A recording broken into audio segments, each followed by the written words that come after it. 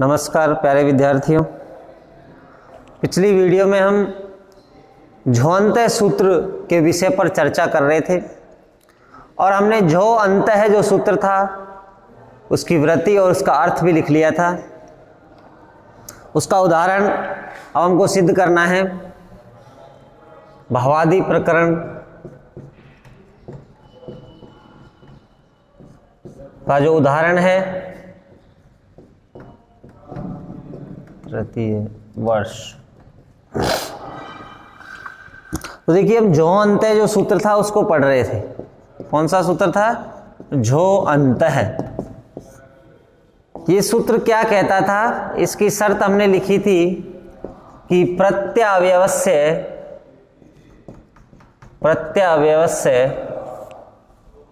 झस्य अंतादेश है स्यात्। प्रत्यवयवस्य झस्य अंतादेश स्यात् अर्थात प्रत्य के अवयव झ उसके स्थान पर अंत आदेश करता है। प्रत्य के अवयव अर्थात प्रत्य का जो अवयव होता है उस प्रत्य के अवयव के स्थान पर, जो प्रत्य का अवयव क्या है? झ, उस झ के स्थान पर अंत आदेश करता है। ठीक है ना। जैसे हम भवती, भवते, भवंती, प्रथम पुरुष का जो बहुवचन है भवंती, जब भवंती की रूप सिद्धि बनाते हैं तो भवंती रूप जो बहुवचन का रूप है, और बहुवचन में जब हम भू धातु से जब हम लट लकार का प्रयोग करते हैं तो लट लकार के स्थान पर तिप्तस जी सूत्र से वहां पर बहुवचन का कौन सा प्रत्यय आता है? झी प्रत्यय आता है। कौन सा आता है? झी। तो उस झी प्रत्यय के स्थान पर जो उस प्रत्यय का अवयव है अर्थात झ धन ई, झी प्रत्यय में जब हम झी प्रत्यय के जब हम टुकड़े करेंगे तो क्या होगा? झ धन ई। तो झ जो प्रत्यय है, झी प्रत्यय है, सॉरी, तो झी प्रत्यय में जो झ वर्ण है उस झ के स्थान पर यह अंत आदेश करता है। कौन सा सूत्र? झो अंत है। ठीक है ना। तो प्रत्यय के अवयव झ, उस झ के स्थान पर अंत आदेश है स्यात्। कौन सा आदेश होता है? अंत आदेश होता है। ठीक है ना। जैसे देखिए इसको समझिए, भू धातु है और भू धातु से हम लट लकार ले आते हैं और तिप्तस जी से इस भू धातु में लट लकार के स्थान पर कौन सा प्रत्यय ले आते हैं? झी प्रत्यय ले आते हैं। ठीक है ना। तो ये प्रत्यय है कौन सा? झी। और जब झी प्रत्यय के टुकड़े करते हैं तो क्या बनता है? झ धन ई, ये बचता है। ठीक है ना, झ धन ई। तो ये जो झो अंत सूत्र है, इस प्रत्यय झी प्रत्यय का अवयव जो झ है, इस झ के स्थान पर ये अंत आदेश कर देगा। कौन सा आदेश कर देगा? अंत आदेश। और सामने क्या है? ई। जब ई इसमें मिल जाएगा तो क्या बन जाएगा? ये अंती। क्या बन जाएगा? अंती। और सामने धातु कौन सी है? भू। और भू से पूर्व में जो इसके बाद में जो इस यह सूत्र तो केवल झ के स्थान पर अंत आदेश करता है और बाद वाली प्रक्रिया वही रहेगी जो हमने भू धातु, भवती, भवतय और भवती, भवतय में बनाया था। ठीक है ना। वही भू धातु, इस धातु से हम प्रत्यय लाएंगे, इसकी सार्वधातुक संज्ञा करेंगे। सार्वधातुक संज्ञा करने के बाद कर्तरी सबसे सब प्रत्यय आएगा। सब प्रत्यय की पुनः प्रातिपदिक सार्वधातुक संज्ञा करेंगे और उस भैग में जो है उसका क्या करेंगे? उसका गुण करेंगे। सार्वधातु को अर्धातु से गुण करने के बाद एचो अव्यय से वहां पर अवादेश करेंगे और अवादेश करने के बाद क्या बन जाता है? ये भवंती, यह रूप हमारा सिद्ध हो जाता है। ठीक है। तो प्रत्यय का अवयव जो झ है उस झ के स्थान पर यह सूत्र क्या कर देता है? अंत आदेश कर देता है। ठीक है ना। अब देखिए जब इसकी वृत्ति लिखी है उसके पीछे और एक सूत्र और दे रखा है, अतो गुणे। कौन सा सूत्र है? अतो गुणे। ये क्या करता है? ये पर रूप एकादेश करता है। क्या करता है? पर रूप एकादेश करता है। इस सूत्र को हमने पहले पढ़ लिया था। ये हमारी जो लघु सिद्धांत कौमुदी है उसके पेज नंबर 162 पे है। अतो गुणे सूत्र ये क्या करता है कि अपदांत अतो गुणे प्रत्यय पर रूपम एकादेशे स्यात्। अपदांत गुणे परे, गुणे परतः पर रूपम एकादेशे स्यात्। अर्थात अपदांत ऐसे परे, गुण ए और रहने के बाद अपदांत ए है। ये अतोगुणे सूत्र क्या कहता है कि अपदांत ए अर्थात पद का अंत नहीं होना चाहिए। कैसा होना चाहिए? अपदांत होना चाहिए। और अपदांत ए के बाद में यदि गुण, और गुण संज्ञा किसकी होती है? ए और ए और ओ की, इन तीनों की क्या होती है? गुण संज्ञा। ये क्या कहलाते हैं? व्याकरण में गुण के नाम से जाने जाते हैं। ए और ओ किसके नाम से जाने जाते हैं? गुण के नाम से। और ऐसे ही आ, आई और औ ये किसके नाम से जाने जाते हैं? वृद्धि के नाम से जाने जाते हैं। किसके नाम से जाने जाते हैं? वृद्धि के नाम से। तो गुण और वृद्धि दोनों होते हैं, ठीक है ना। तो ये अतोगुण क्या कहता है कि ए पदांत जो ए है, उस ए के बाद में यदि गुण ए और ओ हो तो वहां पर पूर्व पर के स्थान पर पररूप एकादेश हो जाता है। कौन सा एकादेश हो जाता है? पररूप। और पररूप का मतलब बाद वाला रूप। पररूप एकादेश का मतलब क्या होता है? बाद वाला रूप हो जाता है, ठीक है ना। बाद में जो वर्ण है वही हो जाता है। बाद में ए है तो ए होगा, बाद में ई है तो ई होगा, बाद में ऊ है तो ऊ होगा, ठीक है। तो इस जो अंत्य सूत्र को हमने लिखा था, इसका उदाहरण है भवंती। क्या है? भवंती। अब देखिए हम भवंती शब्द को सिद्ध करेंगे कि भवंती शब्द कैसे सिद्ध होता है, भवंती शब्द की रूप सिद्धि कैसे बनाई जाती है। तो लिखिए हेडिंग डाल के भवंती। भवंती शब्द की रूप सिद्धि बनानी है अब हमको। और ये कौन सा है? भवंती प्रथम पुरुष का बहुवचन है। प्रथम पुरुष का बहुवचन, ठीक है ना। तो सर्वप्रथम क्या करेंगे? भू धातु है और भू धातु की कौन सी संज्ञा करेंगे? हम धातु संज्ञा करेंगे। कौन से सूत्र से करेंगे? भुवादियो धात्वय सूत्र से। कौन से सूत्र से करेंगे धातु संज्ञा? भुवादियो धात्वय। भू धातु की भुवादियो धात्वय सूत्र से, भुवादियो धात्वय सूत्र से धातु संज्ञा हुई। कौन सी संज्ञा हुई? धातु संज्ञा हुई, ठीक है। भुवादियो धातु से भू धातु की क्या हो गई? धातु संज्ञा हो गई। अब क्या करेंगे हम? धातु संज्ञा करने के बाद वर्तमाने लट, जो सूत्र हमने पढ़ा था, वर्तमान क्रिया वृत्तिर धातु लट स्यात्, उस सूत्र से क्या कर देंगे? वर्तमाने लट सूत्र से क्या हो जाएगा? भू धातु से लट लकार हुआ, भू धातु से लट लकार हुआ, लट लकार हुआ, ठीक है। अब भू धातु से लट लकार हो जाएगा। अब स्थिति क्या बन जाएगी? भूधन लट।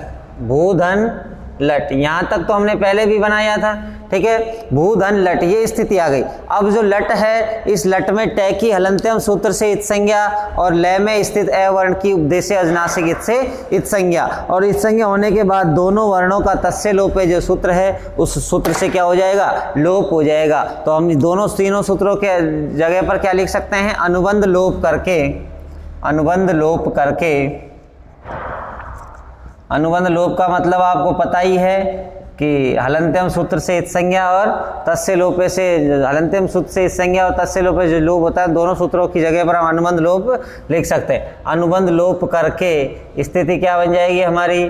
भूधन लय, ये स्थिति बन जाती है। भूधन लय, ये स्थिति हमारी बन जाती है, ठीक है। अब देखिए अब हम क्या करेंगे? अगला जो सूत्र है तिप तस झी। कौन सा सूत्र आता है? तिप तस झी। तिप तस झी इत्यादि सूत्र के द्वारा, इत्यादि सूत्र के द्वारा, सूत्र के द्वारा प्रथम पुरुष, प्रथम पुरुष बहुवचन, प्रथम पुरुष बहुवचन की विवक्षा में, प्रथम पुरुष बहुवचन की विवक्षा में क्या हो जाएगा? झी प्रत्यय हुआ, क्योंकि बहुवचन का प्रत्यय कौन सा है? झी। तो प्रथम पुरुष बहुवचन की विवक्षा में कौन सा प्रत्यय हो जाएगा? झी प्रत्यय हो जाएगा। समझ में आ गया यहाँ तक? तो झी प्रत्यय हो जाएगा तो स्थिति हमारी क्या बन जाएगी? लकार के स्थान पर हुआ है तो भूधन झी, ये स्थिति बन जाती है। कौन सी स्थिति बन जाती है? भूधन झी। समझ में आ गया यहाँ तक? तो लकार के स्थान पर कौन सा प्रत्यय लिया है? हम झी प्रत्यय लिया है, ठीक है ना। अब हम क्या करेंगे? इसकी परस्मय पद संज्ञा कर देंगे। लह परस्मय पदम, कौन सा सूत्र करता है परस्मय पद संज्ञा? लह परस्मय पदम सूत्र के द्वारा, लह परस्मय पदम सूत्र के द्वारा झी प्रत्यय की क्या हो गई? परस्मय पद संज्ञा हुई। झी प्रत्यय की परस्मय पद संज्ञा हुई। परस्मय पद संज्ञा कर दिया अब हमने, ठीक है। परस्मय पद संज्ञा, परस्मय पद संज्ञा विधायक सूत्र कौन सा है?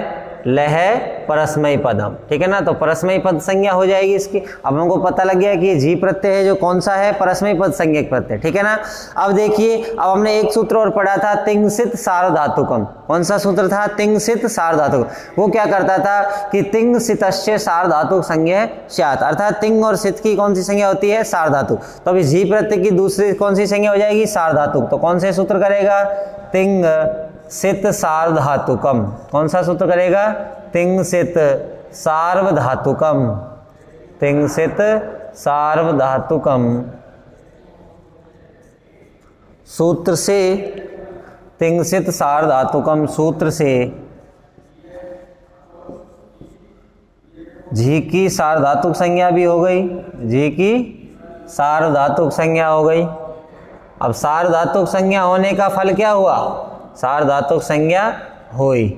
अब सार्वधातुक संज्ञा करने का फल क्या हुआ कि अगला जो सूत्र है कौन सा? कर्तरीशप। कौन सा सूत्र आता है अगला? कर्तरीशप। कर्तरीशप सूत्र क्या करेगा कि कर्ता के अर्थ में सार्वधातुक प्रत्यय रहते हुए कि धातु से सप प्रत्यय होता है, ठीक है ना। तो सार्वधातुक प्रत्यय परे कौन सा है? जी प्रत्यय, ठीक है ना। तो कर्ता के अर्थ में प्रयुक्त हुआ है तो भू धातु से कौन सा प्रत्यय हो जाएगा? सप प्रत्यय हो जाएगा। तो कर्तरीशप सूत्र के द्वारा या सूत्र से धातु से सप प्रत्यय हुआ। कौन सा प्रत्यय हो जाएगा? सप प्रत्यय हुआ। और सप का जब अनुबंध लोप करते हैं तो क्या शेष रहता है? ए, सप प्रत्यय हुआ, ठीक है। अब सप प्रत्यय हो जाएगा तो स्थिति क्या बन जाएगी? भू धातु है, यहाँ पर धातु से सप प्रत्यय हो गया और उधर कौन सा प्रत्यय है? जी है। कौन सा है? जी, ठीक है ना। तो अभी सप का क्या करेंगे? अनुबंध लोप करके, अनुबंध लोप कर दो, अनुबंध लोप करके सप में पै की अलंत्यम सूत्र से इत संज्ञा हो जाएगी। और लसक तद्धिते जो सूत्र है वो क्या करता है? प्रत्यय के आदि में स्थित ल से और क्या वर्ग की इत संज्ञा। तो लसक तद्धिते से स की इत संज्ञा हो जाएगी, दोनों का तस्य लोपे से लोप हो जाएगा, शेष क्या रहेगा? सप में ए। तो अनुबंध लोप करके स्थिति क्या बचेगी? भू धन ए और धन जी, ये स्थिति बन जाती है, ठीक है ना। समझ में आ गया यहाँ तक। अब देखिए जौनते जो सूत्र पढ़ा था हमने वो क्या करता है? प्रत्यय के अवयव झस्य अंतादेशे स्यात्, अर्थात प्रत्यय का जो अवयव होता है झय, झय का जो अवयव झय के स्थान पर क्या करता है? वो अंत आदेश करता है। तो यहाँ पर हम जौनते सूत्र को लगा दो, चाहे पीछे लगा देना। तो इससे पहले क्या करो, देखो ये सब प्रत्यय में ऐसे रहा है तो तिंगसित सार्वधातुकम से फिर क्या हो गई? पुनः पुनः सप की, पुनः सप की, सप प्रत्यय की सार्वधातुक संज्ञा हुई। कौन से सूत्र से हो जाएगी? तिंगसित सार्वधातुक से, सार्वधातुकम से, क्योंकि ये सित है तो सित की भी क्या होती है?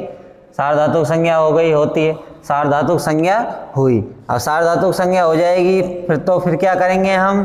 सार्वधातुक संज्ञा हो जाएगी तो ये क्या है? ये सित प्रत्यय सार्वधातुक है तो सार्वधातुक आर्धातुक जो सूत्र है वो क्या कहता है कि सार्वधातुक और आर्धातुक प्रत्यय यदि परे हो तो क्या होता है? इगंत अंक को गुण हो जाता है, ठीक है ना। तो सार्वधातुक संज्ञा होने का फल क्या हुआ पुनः कि सार्वधातुक आर्धातुक हो, सार्वधातुक आर्ध, सार्वधातुक आर्धातुक हो सूत्र के द्वारा या सूत्र से भू के ऊ के स्थान पर, ऊ के स्थान पर गुण ओ हुआ, गुण ओ हुआ। इगंतंग को गुण करता है, सार्वधातुक प्रत्यय परे रहते तो सार्वधातुक प्रत्यय ए परे है, इगंतंग भय में जो ऊ है वो एक प्रत्यार का वर्ण है तो इगंतंग को गुण क्या हो जाएगा? ओ हो जाएगा। स्थिति क्या बन जाएगी? भय धन ओ धन ए और धन जी, ये स्थिति बन जाती है, ठीक है ना। अब ये भय में ओ मिल जाएगा, भो सामने क्या है? ए, ठीक है ना। तो भय और ओ है तो क्या हो जाएगा? एचो अव्यावय सूत्र लगाएंगे, एचो अयवायावय है, एचो अयवायावय क्या करता है? वो ओ के स्थान पर अवादेश कर देगा। अव्यावय सूत्र से ओ के स्थान पर, ओ के स्थान पर अवादेश हुआ, ओ के स्थान पर कौन सा आदेश हो जाएगा? अवादेश हो जाएगा। समझ में आ गया। अब ओ के स्थान पर जब अवादेश हो जाएगा तो स्थिति क्या बनेगी, भय धन औ धन ए और धन जी, ये स्थिति बन जाती है, ठीक है ना। भय में ये ए मिल जाएगा, वह में ये ए मिल जाएगा, क्या बना, भय व जी, भाव जी, भाव जी, ये स्थिति बन जाती है। समझ में आ गया यहाँ तक। अब देखिए, अब हम सूत्र लगाएंगे जो अंत है, ठीक है ना। तो अब क्या लिखेंगे, इस स्थिति में जो अंत है, कौन सा सूत्र लगाया अब हमने, जो अंत है, सूत्र के द्वारा, जो अंत है सूत्र के द्वारा, जो अंतः सूत्र के द्वारा प्रत्यय के अवयव जय के स्थान पर क्या हो जाएगा, अंत आदेश, जय के स्थान पर अंत आदेश हुआ, अंत आदेश हुआ। अब स्थिति क्या बन जाएगी, देखिए, भय व अंत ई, अंत धन ई, ये बन जाए, इसमें मिल जाएगा तो क्या बन जाएगा, भयवंती, ठीक है ना। अब क्या करेंगे हम, मिलाकर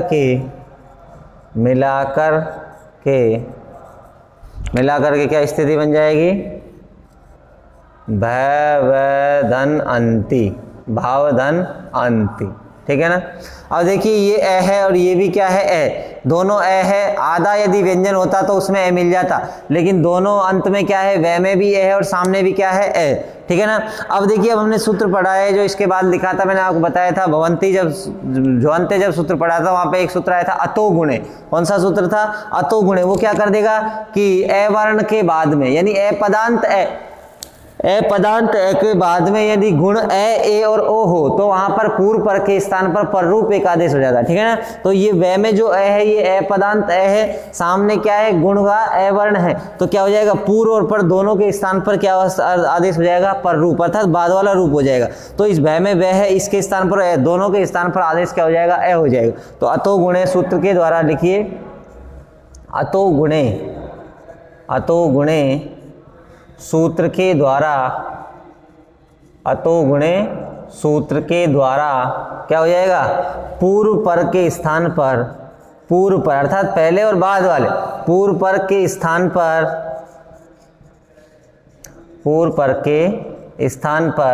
पर रूप एकादेश हुआ,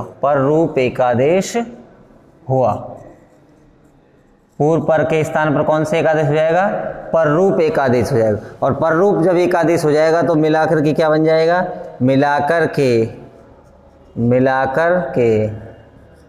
भवन्ति इति रूपम सिद्धम, भवन्ति इति रूपम सिद्धम, ठीक है ना।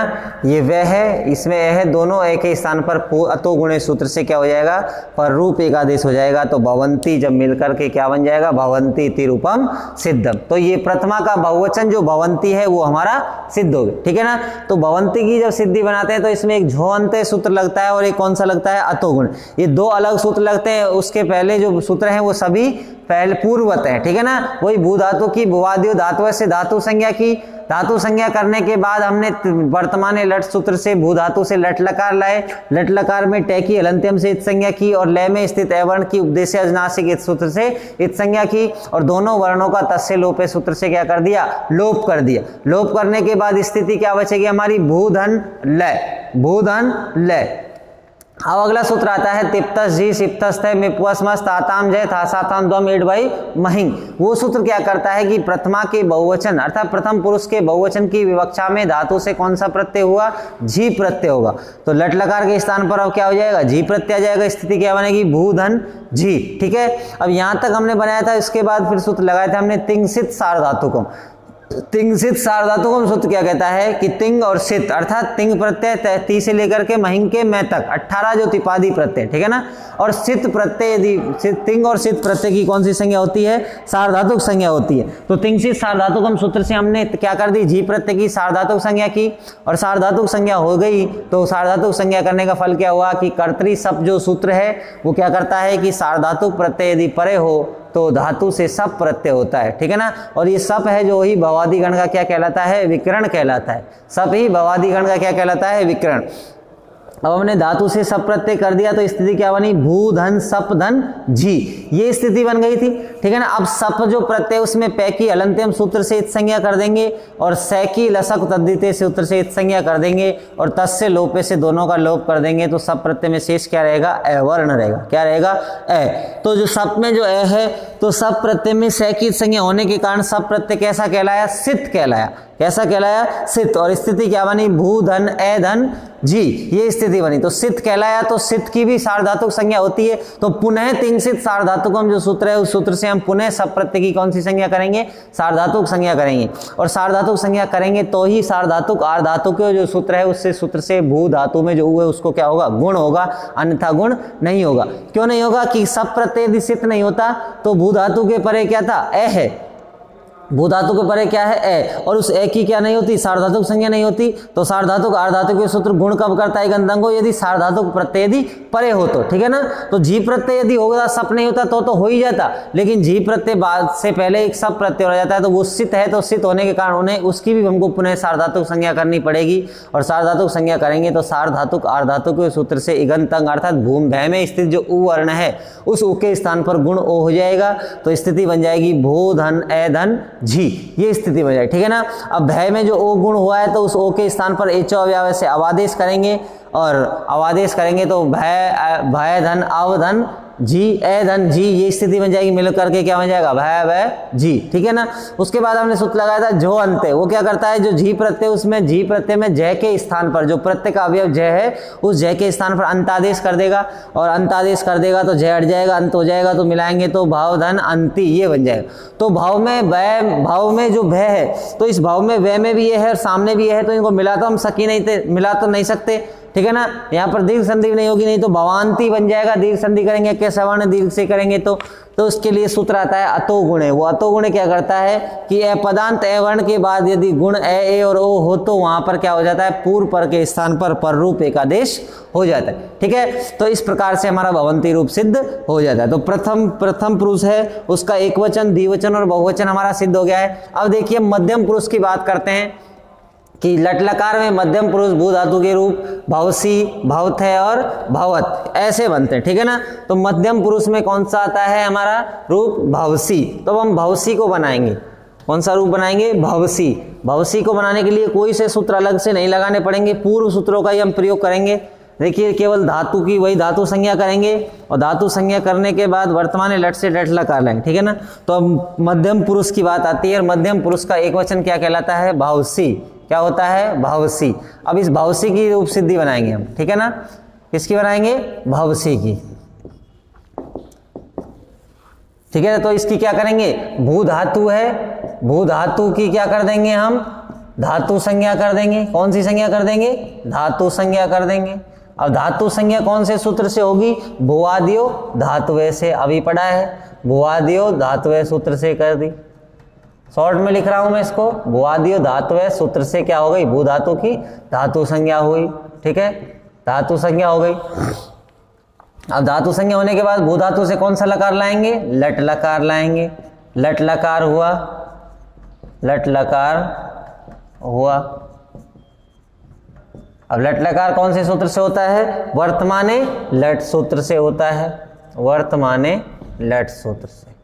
वर्तमाने लट से लट लकार हो गया। अब लट लकार का अनुबंध लोप करेंगे तो स्थिति क्या बन जाएगी, भूधन ल, ये स्थिति बन जाएगी। अनुबंध लोप हुआ, अनुबंध लोप करके, अब अनुबंध लोप का आपको पता ही है, लट में टय की अनंतम शेष संज्ञा, लय में स्थित है कि, हाँ जी,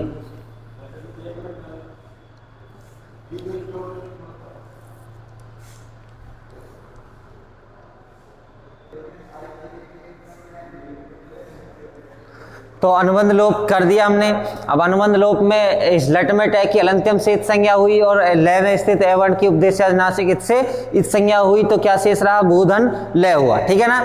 अब अनुबंध लोप करने के बाद हम क्या करेंगे, इस लय है जो लकार है उसके स्थान पर क्या लाएंगे हम, प्रथम पुरुष की बात हमने कर ली थी, अब मध्यम पुरुष की बात आती है, तो मध्यम पुरुष एक वचन का प्रत्यय लाएंगे, क्योंकि भवसी मध्यम पुरुष एक वचन है, तो मध्यम पुरुष एक वचन में कौन सा प्रत्यय आता है, सिप प्रत्यय आता है। तो भू धातु से कौन सा प्रत्यय आएगा, सिप प्रत्यय आएगा। कौन सा प्रत्यय आएगा, सिप। सिप तो क्या करेंगे हम, मध्यम पुरुष एक वचन में सिप प्रत्यय हुआ, सिप प्रत्यय हुआ। अब सिप प्रत्यय जो होता है कौन से सूत्र से होता है, तिप्तस जी सूत्र से होता है। तो सूत्र लिख दो आगे, तिप्तस झी, तिप्तस झी इत्यादि सूत्र से क्या होता है, सिप प्रत्यय आता है। अब देखिए सिप प्रत्यय में क्या है, ये हलंत वर्ण है, तो हलंत्यम सूत्र से इसकी भी क्या हो जाएगी, इत संज्ञा हो जाएगी। तो स्थिति क्या बनेगी, भूधन सी, ये स्थिति बन जाएगी, ठीक है ना। पै का लोप हुआ, पै का लोप कौन से सूत्र से होगा, हलंत्यम से पै की इत संज्ञा, धन तस्य लोपे से उसका लोप, ठीक है। तो दोनों सूत्र लगे, समझ में आ गया।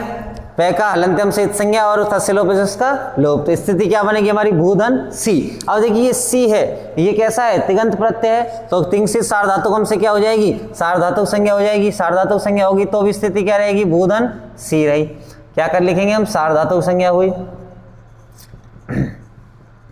सार्वधातुक संज्ञा किसकी हो गई, सिप प्रत्यय की हो गई। कौन से सूत्र से होगी, तिंगसित सार्वधातुकम सूत्र से, तिंगसित सार्वधातुकम, ठीक है। तिंगसित सार्वधातुकम से सार्वधातुक संज्ञा हो गई, सार्वधातुक संज्ञा हो गई। अब देखिए भूधन सी, ये स्थिति बच रही है। और सार्वधातुक संज्ञा करने के बाद ही कर्तरी शब्द क्या सूत्र क्या कर देगा, सब प्रत्यय कर देगा, सब प्रत्यय करेगा। तो क्या हुआ, धातु से सब प्रत्यय हुआ, सब प्रत्यय हुआ। अब सब प्रत्यय कौन से सूत्र से होता है, कर्तरी सब से होता है, कर्तरी सब से सब प्रत्यय हो गया, ठीक है। अब कर्तरी सब से सब प्रत्यय हो गया, तो इस सब प्रत्यय का क्या करेंगे, हम अनुबंध लोप करेंगे। तो अनुबंध लोप का मतलब सब में पै की अलंत्यम से संज्ञा, सै की लसक तद्धिते से क्या शेष रहेगा, ए शेष रहेगा। सामने क्या है, सी है, सामने क्या है, सी, ठीक है ना। तो क्या करेंगे, अनुबंध लोप किया, सबका अनुबंध लोप किया, अनुबंध लोप करके, ठीक है। अब इसमें सूत्र लिख सकते हो आप कि सै की अलंत लसक तद्धिते से और पै की अलंत्यम से और तस्य लोपे से दोनों का लोप, ठीक है ना। अब देखिए अब इस क्या करेंगे, पुनः सार्वधातुक संज्ञा कर देंगे, भूधन ए धन सी, ये सब प्रत्यय की क्या कर देंगे, सबकी पुनः सार्वधातुक संज्ञा, सबकी पुनः सार्वधातुक संज्ञा, सार्वधातुक संज्ञा, पुनः सार्वधातुक संज्ञा कर दी सबकी। कौन से सूत्र से होगी, वही तिंगसित सार्वधातुकम से होगी, तिंगसित सार्वधातुकम, तिंगसित सार्वधातुकम से सब प्रत्यय की क्या हो जाएगी, पुनः सार्वधातुक संज्ञा हो जाएगी। अब सार्वधातुक संज्ञा हो जाएगी तो इगंत अंग को क्या हो जाएगा, गुण हो जाएगा। तो क्या स्थिति बन जाएगी, भो धन ए धन सी, ये स्थिति बन जाएगी। तो क्या करेंगे हम, इगंत अंग को गुण हुआ, इगंत अंग को गुण हुआ, इगंत अंग को गुण हुआ। अब गुण किससे होता है, सार्वधातुक आर्धातुक सूत्र से होता है। तो सूत्र को लिख दीजिए, सार्वधातुक आर्ध, सार्वधातुक आर्ध धातुकयो, सार्वधातुक आर्धातुकयो, इस सूत्र से क्या हो जाता है, इगंत अंग को गुण हो जाता है। अब गुण हो गया, ठीक है। अब गुण हो गया, भय को ऊ के स्थान पर जो ऊ है इसको क्या हो गया, गुण हो गया, ठीक है। अब गुण हो गया तो क्या करेंगे, एच अव्यय से अवादेश कर देंगे, तो ओ के स्थान पर भय धन अवधन ए धन सी, ये स्थिति बन जाती है हमारी, ठीक है ना। क्या करेंगे, ओ के स्थान पर अवादेश हुआ, ओ के स्थान पर अवादेश हुआ, अवादेश हुआ, ठीक है ना।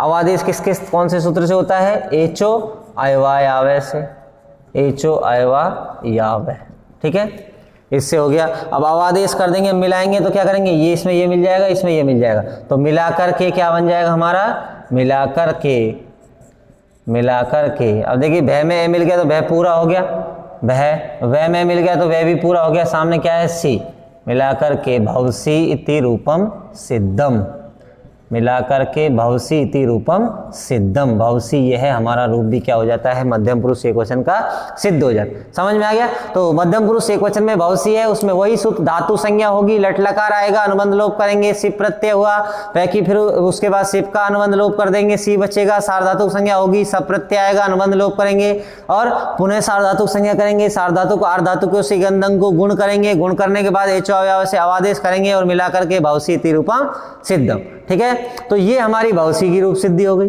ठीक है, ये प्रथम पुरुष का द्विवचन है। अब देखिए प्रथम पुरुष का एक वचन, अब प्रथम पुरुष में द्विवचन में कौन सी सिद्धि बनती है हमारी, भवथय बनती है। प्रथम पुरुष द्विवचन में कौन सी बनती है, भवथय। अब भवथय बनाएंगे भय। ठीक है ना, तो वही देखिए भू धातु से यहाँ पर प्रत्यय कौन सा जाएगा, थस, वही भू धातु की धातु संज्ञा करेंगे। ठीक है ना, धातु संज्ञा करने के बाद वर्तमान लट से लट लकार लाएंगे और सिप तस जी से क्या करेंगे, प्रथम मध्यम पुरुष द्विवचन की विवक्षा में थस प्रत्यय। ठीक है ना, थस प्रत्यय आ जाएगा। अब थस प्रत्यय की सार्वधातुक संज्ञा करेंगे, कर्तरी सब से यहाँ पर भी सप लाएंगे, सबका अनुबंध लोप करेंगे, भू धन ए धन थस ये शेष रहेगा। ठीक है ना, अब देखिए थस में जो स है इसकी अलंत्यम सूत्र से इत संज्ञा प्राप्त थी, लेकिन न विभक्त तुष्मा ने उसका क्या कर दिया, निषेध, क्योंकि ये विभक्ति प्रत्यय, विभक्ति से थस प्रत्यय की विभक्ति संज्ञा भी होगी और विभक्ति संज्ञा होने के बाद थस प्रत्यय का अलंत्यम से जो इत संज्ञा प्राप्त होती थी, तो न विभक्त तुष्मा उसका निषेध कर देगा। ठीक है ना, तो अब देखिए भू धन ए धन थस ये स्थिति ही रहेगी।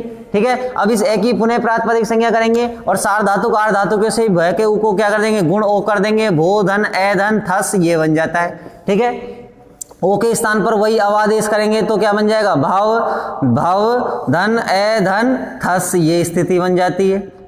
भाव धन ए धन थस ये स्थिति बन जाती है अवादेश करने के बाद।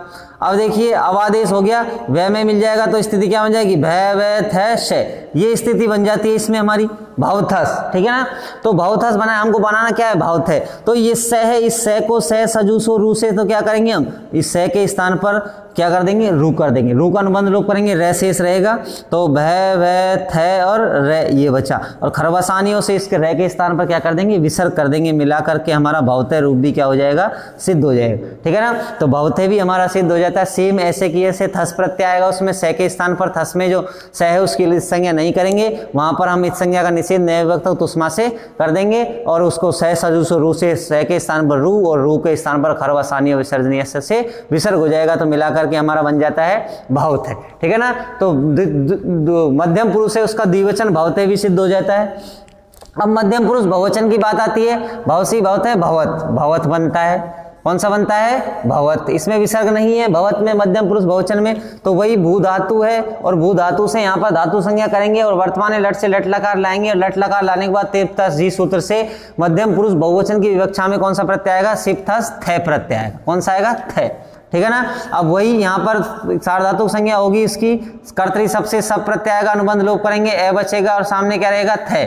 अब इसकी पुनः प्रातिपदिक सार्वधातुक संज्ञा करेंगे और इगंतंग को गुण ओ कर देंगे, सामने ए बचेगा, सामने क्या है, थ। ओ के स्थान पर अवादेश करेंगे तो भाव धन थ ये बन जाएगा, मिलाकर के भवत इति रूपम अपि सिद्धम, तो भवत भी हमारा रूप सिद्ध हो जाएगा। ठीक है ना, तो मध्यम पुरुष तक हमारी सारी सिद्धि सिद्ध हो जाती है। अब बात आती है उत्तम पुरुष की, कि उत्तम पुरुष में कौन सा रूप बनता है, भवामी।